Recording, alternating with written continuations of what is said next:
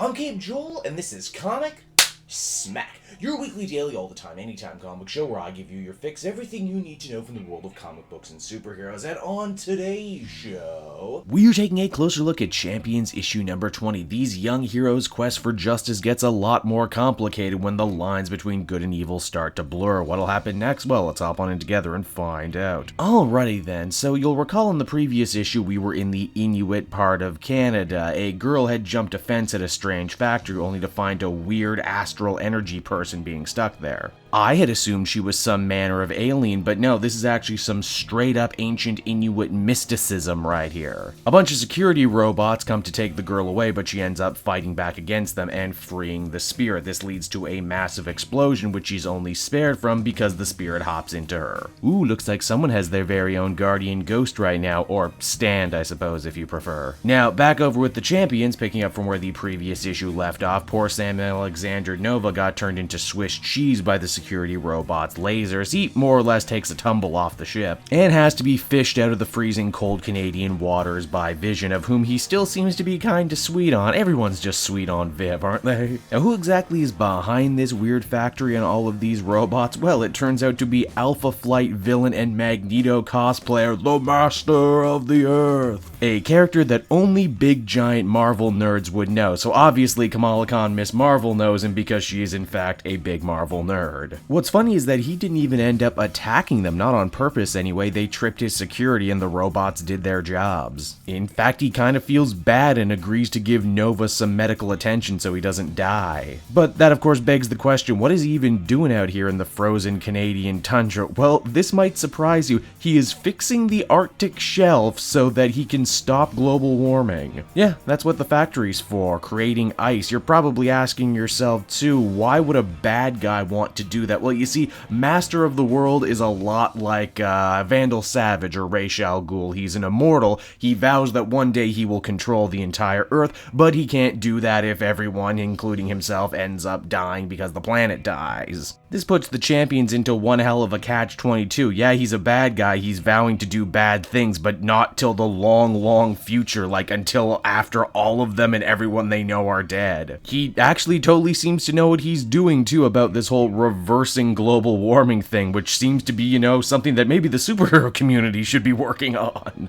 In fact, the only people who seem to have a problem with what the Master is doing is all the Inuit locals, although that's really more of a land issue than, you know, an actual intent issue. Of course, one of the young kids is worried because his friend went missing in the factory before it exploded. This further serves to prove that no matter how good the Master's intentions might be, it's clear that what he's doing here isn't exactly on the level, and this is even further confirmed when Captain Marvel and Alpha Flight show up. This ultimately ends up being the final straw for the Master, figuring that now that the adult heroes are here, the jig is up, and because of that, he starts fighting back as the comic ends. So that was Champions, everyone, and overall this continues to be a fun little story here that Zub has crafted for us, and I'm not just saying that because the bulk of the action takes place in Canada, but it sure doesn't hurt. It's a shame that the news already spoiled that girl is going to become a brand new hero called Snowguard, Marvel's first Inuit Canadian hero, which is pretty cool. No pun intended, of course, she's going to have ice powers, but I'm sure you already guessed that with a name like Snowguard. I can appreciate a deep cut using a Alpha Flight villain and also giving him a rather against the grain motivation for doing what he's doing. Plus, it's just fun to see the Champion characters in winter gear. I didn't know I really wanted to see Spider-Man in a toque, but now that I've seen it, I love it. Overall, I feel comfortable giving this one a 7 out of 10. Zub seems to be good for this book, and I'm interested to see what he's going to do in the future. So that's Champions, everyone. I hope you enjoyed it, and as always, be sure to take a closer look at some of this other work. Then you can always follow me on Twitter and Facebook at CabeJoel, so you're always up to date on what I'm doing next. And hey, if you like what I do and are feeling in a supportive mood, please check out my Patreon, link down in the description. Patrons get exclusive access to videos and content before anyone else, and you can do so for as little as $1 a month. And until next time, everyone, this has been Cape Joel. Thank you so much for watching and listening, and I'll see you all again next time. Bye-bye.